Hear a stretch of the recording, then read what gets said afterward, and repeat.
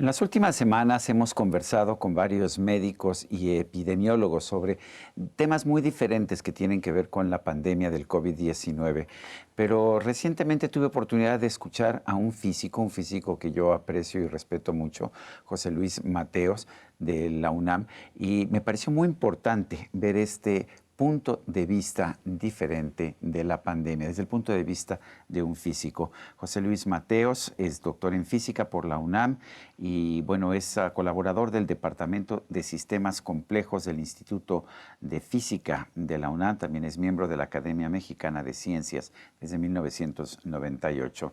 Doctor José Luis Mateos, gracias José Luis por estar con nosotros. En primer lugar, cuéntanos un poco, los sistemas complejos de la física nos ayudan a entender un poco cómo se van dando los contagios, ¿no es así? ¿Cómo ocurre esto? ¿Cómo te puede servir pues algo que fue desarrollado para otra cosa, pues para determinar cómo se va propagando una enfermedad? Sí, efectivamente, por ejemplo, en la UNAM, en la Universidad Nacional, eh, tenemos un centro que es relativamente nuevo, físicamente está en Ciudad Universitaria, se llama el Centro de Ciencias de la Complejidad, el C3, y ahí desarrollamos estudios que tienen que ver con los sistemas complejos. Un sistema complejo es justamente esta pandemia, es decir, para entender todo el fenómeno que tiene varias facetas, pues se requiere el concurso de matemáticos, de físicos, de gente que hace ciencias desde la computación o ciencias de datos. Desde luego también epidemiólogos, virólogos, médicos, químicos. Entonces, un problema así justamente no lo puedes abordar desde una disciplina única. Y entonces este enfoque interdisciplinario es lo que te da la fortaleza para entrarle realmente a un problema como estos. Y entonces es el paradigma de un sistema complejo, es una epidemia como la que estamos, o una pandemia con la que estamos viviendo. ¿Qué es lo que hacemos desde nuestro punto de vista, no como médicos o epidemiólogos? Es, por ejemplo, el modelaje de las epidemias, de los cuales se ha hablado mucho también, y en particular la ciencia de redes, que son temas que yo trabajo desde hace mucho tiempo, y las redes, así como hay redes sociales o redes como de amigos, hay unas redes de contacto, es decir, cuando nos movemos, entramos en contacto con otras personas que no son necesariamente nuestros amigos, nuestros familiares, sino gente de nuestro trabajo, en nuestra escuela, en nuestro lugar donde estamos laborando o moviéndonos. Entonces, hay dos grandes temas asociados a esta pandemia desde nuestro punto de vista. Uno son las redes y otro la movilidad humana. Los virus se mueven de acuerdo a cómo nos movemos las personas. Entonces, en una ciudad como la Ciudad de México, por ejemplo, tenemos millones de personas moviéndonos y entramos en contacto con muchas otras. Estas redes de contacto son muy importantes porque en estas redes es la carretera por donde se mueve el virus, el coronavirus. ¿Y qué hemos aprendido de este COVID-19, de este nuevo coronavirus? ¿Se comporta de forma diferente o ha tenido la propagación que hubiéramos podido esperar?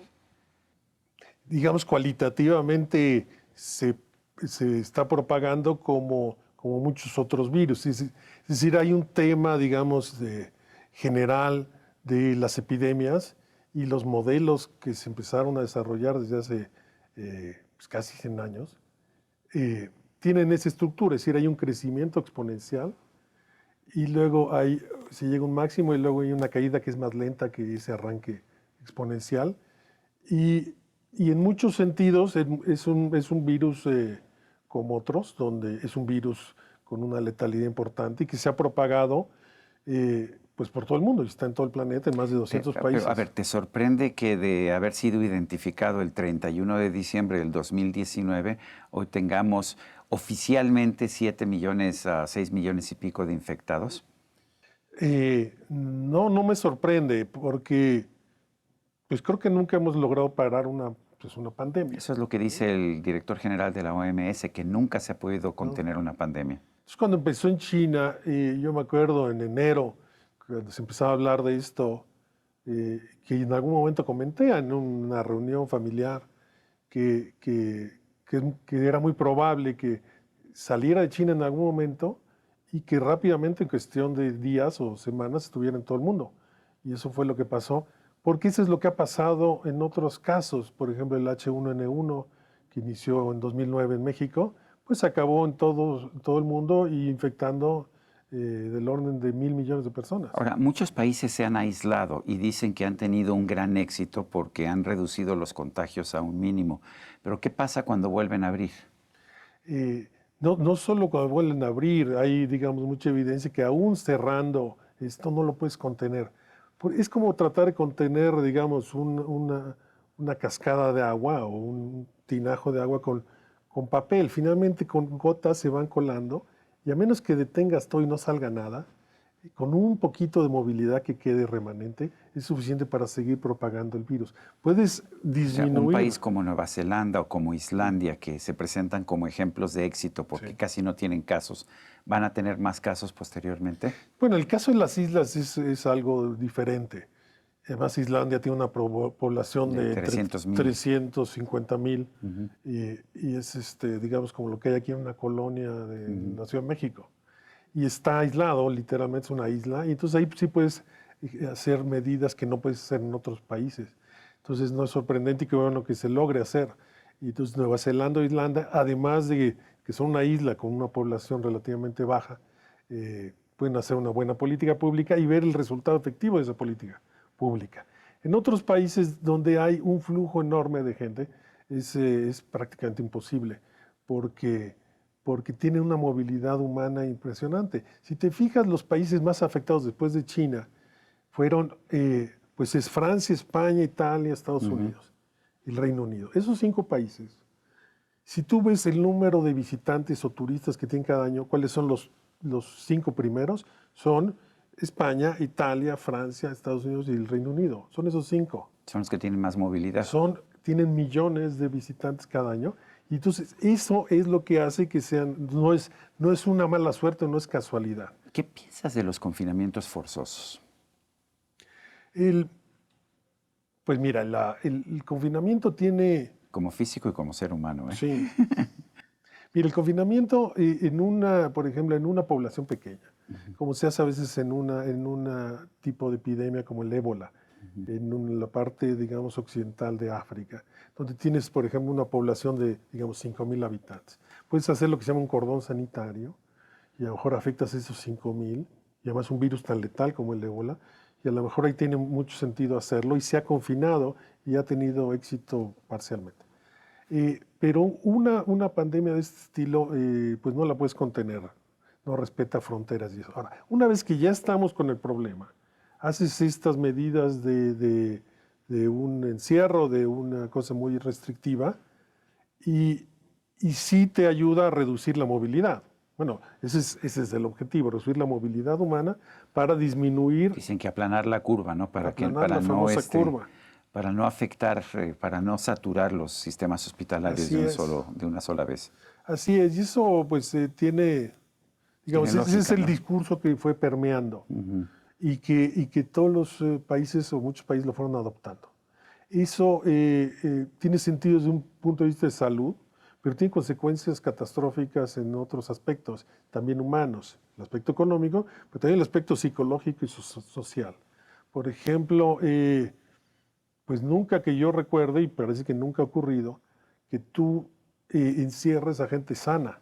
Lo que haces es encerrar a la gente que está infectado, que puede infectar a otros. En países como Taiwán y como Corea del Sur se buscó rastrear a aquellas personas que tenían la infección a través de tecnología, a través de varios métodos. ¿Se puede hacer eso? ¿Tiene sentido? Sí, se está, por ejemplo, en esta etapa que estamos iniciando, digamos, en donde se está retomando la movilidad y la actividad gradualmente en muchos países, y se habla de que puede surgir una segunda ola. Y eso es un riesgo real, porque seguimos, como estuvimos guardados tanto tiempo, seguimos sin la inmunidad adecuada, y entonces es como un reinicio, un reset, ¿no? Y entonces, ¿cómo salimos sin tener esa inmunidad, sin tener todavía una vacuna disponible? Y una de las estrategias que se han manejado es trazar los contactos que tenemos al movernos. Y se hace con aplicaciones que podemos tener en nuestros teléfonos móviles o celulares. Incluso en muchos países se está implementando. Y en la UNAM estamos haciendo una app y desarrollos de esto con equipos interdisciplinarios, pues para tratar de de resolver este problema. Y yo he dicho, y lo vuelvo a repetir aquí, tenemos que tener una estrategia del siglo XXI, no de la Edad Media. La receta que se aplicaba en la Edad Media era precisamente el confinamiento, eso es lo que estamos haciendo ahora. Así es, y se ha aplicado en otros casos, pero probablemente no en forma tan estricta y tan generalizada. Hemos tenido otras pandemias. Bueno, en 18-19 la pandemia de influenza, tuvimos una pandemia también de influenza en 58. Hemos tenido la pandemia del SIDA, que ha durado mucho y además no tiene cura. Pero nunca habíamos cerrado la economía de una forma como lo estamos haciendo ahora. Y hay quien dice que pues quizás no sea la mejor forma de actuar. ¿Tú qué opinas? Sí, es una cosa que es todavía temprano de analizar exactamente cómo llegamos a esta situación. Por un lado está el hecho de que China lo hizo y entonces cuando llegó a Europa, sobre todo Italia, Pero decíamos que solamente que China lo podía hacer porque era un régimen autoritario. Nunca pensamos que los países democráticos iban a hacer lo mismo o hasta peor. así es y se pensó así, pero curiosamente pasó una serie de fenómenos que habrá que analizar con más detalle después, pero fue por un lado una demanda de la propia sociedad o parte de la sociedad, presionando a los políticos para que hicieran algo más estricto. Entre más estricto eras, más apoyo Sí. político te daban, ¿no? Y entonces de repente hubo como un cambio en la actitud. Entonces algunos políticos empezaron, o dirigentes, en Italia, por ejemplo, Giuseppe Conti, yo oí esa primera entrevista cuando se empieza a cerrar el norte de Italia, y él hablaba de cerrarla 2 semanas. Ujú. Y ahí es donde empezó el asunto porque pues, Bueno, esas 2 semanas se volvieron 2 meses o la 3 meses. jornada de sana distancia en México iba a ser del 23 de marzo al 19 de abril y se mantuvo hasta fines de mayo y lo peor de todo es que nos dijeron ya no continúa, pero las medidas que se estaban aplicando sí continúan. Sí, entonces no entiendo no bien porque la práctica es como si no hubiera terminado. Es decir, estas semanas de confinamiento se volvieron meses y entonces luego España replicó esto, luego el Reino Unido. Por ejemplo, el Reino Unido inicialmente quería hacer una estrategia diferente como la que ha hecho Suecia, pero hubo una presión pública ¿Qué en lo opinas de la opuesto. estrategia de Suecia? Ha sido muy controvertida. Hay quien dice que sí ha funcionado, hay quien dice que no. Si uno lo compara ahorita, digamos, estamos en mediados del 2020, probablemente si lo comparas con otros países nórdicos, tengan más casos.